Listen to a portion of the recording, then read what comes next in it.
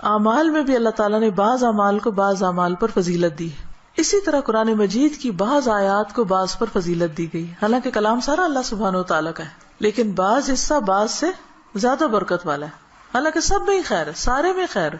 تو اسی میں سورۃ الفاتحہ کا ایک خاص مقام ہے. اور سورۃ الفاتحہ جو ہے اس کو سورۃ شفا بھی کہا گیا ہے، رقیہ بھی کہا گیا ہے. اس کو ہر نماز میں پڑھنے کو واجب قرار دیا گیا ہے. اور پھر اس کو پڑھ کر اگر دم وغیرہ کیا جائے تو وہ بھی فائدہ مند ہوتا ہے. اور تجربے سے یہ بات ثابت ہے. جب صحابہ کرام میں سے کسی ایک نے راستے میں کسی سفر کے دوران ایک قبیلے کے سردار کو جو بچھو کاٹ گیا تو اس پر دم کیا تو اس کو آرام آ گیا، جبکہ اس کو کسی اور چیز سے فائدہ نہیں ہو رہا تھا. تو اب یہ جو خصوصیت سورۃ الفاتحہ کے اندر ہے وہ کسی اور حصے میں اس طرح نہیں ہے. اسی طرح سورۃ البقرہ کی آخری 2 آیات بھی بہت اہمیت کی حامل ہیں.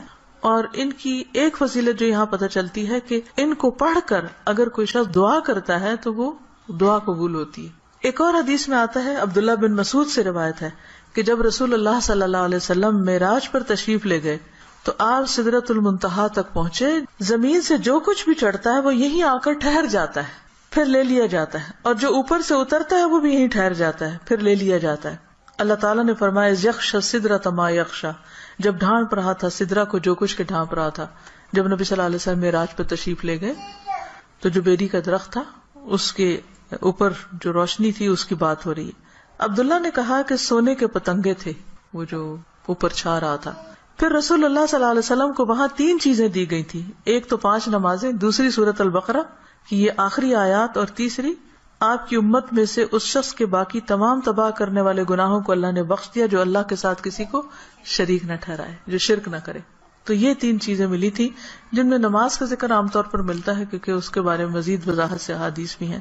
تو اس حدیث سے کیا پتہ چلتا ہے کہ سورۃ البقرہ کی آخری 2 آیات عرش کے نیچے سے ایک خاص خزانے سے نصیب ہوئی ہیں اور یہ نبی صلی اللہ علیہ وسلم ہی کو ملی ہے، باقی انبیاء کو نہیں دی گئی. ایک اور روایت سے پتہ چلتا ہے، نعمان بن بشیر سے روایت ہے کہ نبی صلی اللہ علیہ وسلم نے فرمایا کہ اللہ تعالیٰ نے آسمان و زمین پیدا کرنے سے 2000 سال پہلے ایک کتاب لکھی. اس کتاب میں سے 2 آیات اتاری جن کے ساتھ سورۃ البقرہ کو ختم کیا. کب کی بات ہے یہ؟ زمین و آسمان کے پیدا کرنے سے 2000 سال پہلے کی بات. قلم کب پیدا ہوا تھا؟ 50,000 سال پہلے، باقی چیزوں کی تخلیق کے. جس گھر میں 3 رات یہ آیات پڑھی جائیں شیطان اس کے قریب نہیں آتا. رسول اللہ صلی اللہ علیہ وسلم نے فرمایا مجھے سورۃ البقرہ کی آخری آیات عرش کے نیچے ایک خزانے سے دی گئی. مجھ سے پہلے یہ آیات کسی نبی کو نہیں دی گئی، یعنی یہ آپ کی خاص خصوصیت ہے کہ آپ کو یہ نصیب ہوئی. اور پھر ایک اور جگہ یہ بات بھی پتہ چلتی ہے ان آیات کے بارے میں کہ جو شخص رات کے وقت ان آیات کو پڑھ لیتا ہے تو وہ اسے ہر چیز سے کافی ہو جاتی. تو آپ اس کو اپنی عادت بنا سکتے ہیں، رات کو سونے سے پہلے پڑھ لیں یا کسی نماز میں پڑھ لیں، مغرب یا عشاء کی نماز میں پڑھ لیں یا ویسے ہی بیٹھ کے پڑھ لیں، کیونکہ ان کی فضیلت بہت زیادہ ہے. تو ان آیات کا ترجمہ جو ہے وہ آپ دیکھ سکتے ہیں قرآن پاک ترجمے والے سے. لیکن یہ ہے کہ جو خاص بات ان آیات میں کی گئی ہے، پہلے تو اس میں ایمان پر بات ہے کہ رسول خود بھی ایمان لائے ہیں اور سارے مومن بھی. کن کن چیزوں پر؟ اللہ پر، ملائکہ پر، کتب پر، رسول پر. دوسری اہم بات لا نفرق بین احد من رسلہ، کہ ہم رسولوں کے درمیان فرق نہیں کرتے. فضیلت جو اللہ نے ان کو دی وہ اللہ ہی نے دی، لیکن ہمارا کیا فرض بنتا ہے کہ سب پر ایمان لائیں. اور پھر صحابہ کرام نے کیا کہا؟ وقالوا سمعنا واطعنا، کہ ہم نے سنا اور ہم نے اطاعت کی، ہم ایمان لے آئے اور جو کچھ ہمیں کہا جائے گا ہم اس کو مانتے ہیں.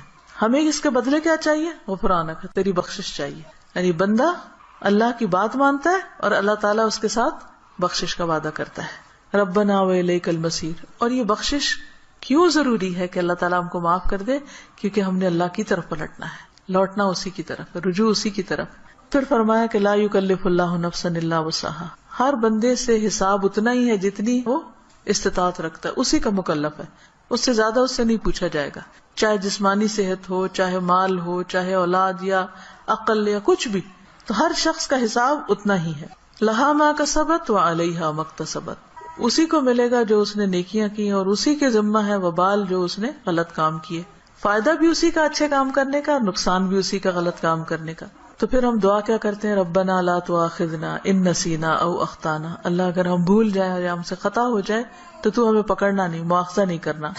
ربنا ولا تحمل علینا اصرا کما حملته علی الذین من قبلنا، اللہ ہم پر وہ بوجھ نہ ڈالنا جو ہم سے پہلے لوگوں پہ ڈالا، یعنی ان کی شریعتیں جو تھی وہ مشکل تھی، ہماری شریعت بہت آسان ہے.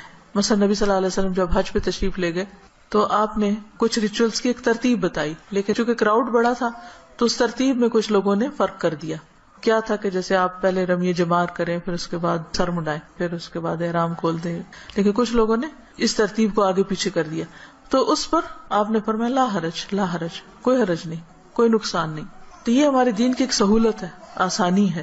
تو یہاں دعا یہ مانگی جا رہی ہے کہ اللہ جس طرح پچھلے لوگوں کے اوپر پابندیاں لگ گئی تھی یا ان کو کچھ مشکلات ہوئی تھی تو ہمیں اس سے محفوظ رکھنا. ربنا ولا تحملنا ما لا طاقت لنا بہ، اللہ ہمارے اوپر ایسا بوجھ نہ ڈالنا جس کی ہمیں طاقت نہیں. ہم دیکھیے کہ اگر ہم امن سے ہیں، سلامت ہیں، ہم سانس لے رہے ہیں، کھا پی رہے ہیں، جس کا مطلب اللہ کی رحمت ہے ہم پر. کوئی بھی چیز آپ دیکھیں کہ کسی وقت بھی آؤٹ آف کنٹرول ہو سکتی. سورج کسی وقت آؤٹ آف کنٹرول ہو سکتا ہے، ستارے آپس میں ٹکرا سکتے ہیں، زمین کے اندر سے لاوا ابل سکتا ہے، زلزلہ آ سکتا ہے، انسان کسی کام کرنے کی سکت نہ رکھے، بیٹھے بٹھائے اس کو کچھ ہو سکتا ہے. اس کے بولنے کی قوت، اس کے دیکھنے کی، اس کے سننے کی کچھ بھی چھن سکتی ہے. تو اللہ تعالیٰ سے ہم دعا کرتے ہیں کہ یا اللہ ہم پر وہ بوجھ نہ ڈال جس کے اٹھانے کی ہم میں سکت نہیں، یعنی ایسی کسی آزمائش میں نہ ڈالنا کہ جس سے ایمان جانے کا خطرہ ہو. کچھ دن پہلے مجھے کسی نے فون کیا اور بتایا کہ فلاں جگہ پر جو لوگ قید ہوئے تھے ان میں سے ایک کو 40 سال کی قید و مشقت کی سزا سنائی گئی. جگہ کا نام میں ویسے نہیں لے رہی کہ پھر پن پوائنٹ ہو جاتا ہے کہ کہاں کی بات. تو میری بیٹی نے کہا کہ میرے ذہن سے یہ بات اتر ہی نہیں رہی، کیونکہ جو اس آدمی کی بیوی تھی اس نے فوراً ہی کھلا لے لی کہ میں تو اتنا ویٹ نہیں کر سکتی، اور حالانکہ اس کی بچی بھی تھی چھوٹی. اور 40 سال تک کون جیتا ہے ماں باپ میں سے، بہن بھائیوں میں سے، کہ جو اس کو پیچھے ملنے کے لیے جائیں. اور سزا بھی کوٹڑی کی سزا ہے، کیونکہ تکلیف دہ قسم کی سزا ہے. تو وہ کہتے ہیں اس شخص کی بیوی نے خود آ کے بتایا کہ میں یعنی کہ کس طرح یہ سب کچھ ہوا اور کیسے وہ پکڑا گیا اور کیسے سزا ہوئی، کس طرح میں نے خلا لے لی اور اب میں خود ارن کر رہی ہوں، اپنا زندگی چلا رہی ہوں. کہتی کہ مجھے جو چیز بہت زیادہ ڈسٹرب کر رہی ہے وہ یہ کہ دنیا میں بھی بعض اوقات لوگوں پر ایسی بڑی بڑی تکلیفیں آ جاتی ہیں کہ جس میں سارے ہی ساتھ چھوڑ جاتے ہیں. تو قبر میں کیا ہوگا، جہنم میں کیا ہوگا، کوئی حال نہیں پوچھنے آئے گا. اس لیے بہت ضروری ہے کہ ہم ایک تو دنیا میں بھی ایسی آزمائشوں سے پناہ مانگیں، کیونکہ آپ دیکھیں کہ آپ کو 40 سال ایک کمرے کے اندر رہنا پڑے یا ایک 4 دیواری کے اندر رہنا پڑے تو انسان کی حالت کیا ہو جائے. ہم اچھے بھلے کھاتے پیتے چلتے پھرتے، ہم کہتے ہیں جی اب ہمارے فزیکل چینجز آ رہے ہیں، اب ہم جوان ہو رہے ہیں، اب ہم بوڑھے ہو رہے ہیں، اب ایسا ہو رہا ہے، ابھی ویسا ہو رہا ہے. تو ایک شخص جس کی جوانی بڑھاپا سب کچھ ایک جیل کے اندر گزرے، اس کی کیفیت کیا ہو سکتی ہے جس کی کہ مجھے 40 سال یہاں رہنا ہے، 40 سال یہاں. اس کے لیے تو زندگی ایک طرح سے ختم ہے. تو میں نے اس کو سمجھایا کہ دیکھو 40 کے بعد نکلے گا تو صحیح نا، اگر زندہ رہا، اول تو پتہ نہیں کب تک زندہ. سوچو ان لوگوں کے بارے میں، تم اس سے زیادہ ڈسٹرب ہو تم ان کے بارے میں کہ جو قبر میں اس سے بڑی جیل میں، اور جو آخرت میں پکڑے جانے والے ہیں، ان کا کیوں نہیں تم سوچ رہی؟ ان کے لیے کچھ کرو. ہم سب کا فرض بنتا ہے کہ کوئی اچھی بات ہمیں پتا ہے تو ہم دوسروں کے ساتھ شیئر کرتے رہیں تاکہ وہ بھی گناہوں سے بچیں. اسی سے آپ سوچیں کہ دنیا میں 40 سال ایک جیل میں گزارنا ایک وحشت ناک تصور لگتا ہے، کیونکہ ہم ریلیٹ کر سکتے ہیں نا اس کو. لیکن قبر میں کوئی چلا جاتا مٹی کے نیچے، بھول گئے سب کون گیا کیا ہوا. وہاں تو کسی کی چیخ بھی باہر نہیں سنائی دینی، اور لوگ کیسے کیسے غلط کام کر رہے ہیں، خود ہم پتہ نہیں کہاں کہاں غلطیاں کر رہے ہیں. اللہ تعالیٰ ہم سب کو معاف کر دے. تو بات یہ ہے کہ اللہ سے یہ دعا مانگتے رہنا چاہیے کہ یا اللہ ایسی ہمارے اوپر آزمائش نہ لانا، ایسی مشقت نہ آئے کہ جس کو ہم اٹھا نہ سکے، چاہے وہ کوئی بیماری ہو، کوئی مرض ایسا ہو.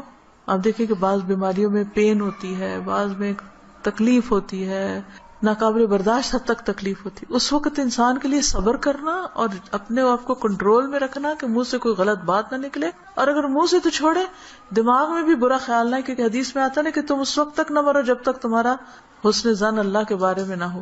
اس کا مطلب نہیں کہ موت اپنے ہاتھ میں لے لو، اس کا مطلب یہ ہے کہ مرتے وقت تم اللہ سے اچھا ہی گمان رکھو تو تمہیں موت آئے. لیکن آپ کو پتہ ہے جب تکلیف کی شدت ہوتی ہے نا تو گمان اچھا رکھنا سب سے مشکل کام ہے، بہت مشکل. اس وقت مایوسی کی طرف سوچ ہو جاتی ہے فوراً. تو ربنا ولا تحملنا ما لا طاقت لنا بہ، اللہ ہم پہ وہ بوجھ نہ ڈال جس کے اٹھانے کی ہمیں طاقت ہی نہیں. ہم بہت کمزور انسان ہیں، ربنا ولا تحملنا ما لا طاقت لنا به واعف عنا واغفر لنا وارحمنا. یہ جو 3 لفظ ہیں، جب انسان پڑھتا ہے تو سوچتا ہے یہ ایسا کیوں ہے، معاف کر دے، بخش دے، رحم کر. کیونکہ یہ بہت شدید ضرورت ہے ہماری کہ اللہ ہم کو معاف کر دے. ہم بہت غلطیاں کرتے ہیں، یعنی اس میں تاکید اور تکرار ہے. واعف عنا واغفر لنا وارحمنا. اگر شعوری طور پہ ہم ہر روز پڑھیں کم از کم ایک دفعہ تو کتنا فائدہ ہو سکتا ہے. انت مولانا فانصرنا علی القوم الکافرین. تو ہمارا مولا ہے تو دنیا میں بھی تو ہمیں کافر لوگوں پر مدد دے.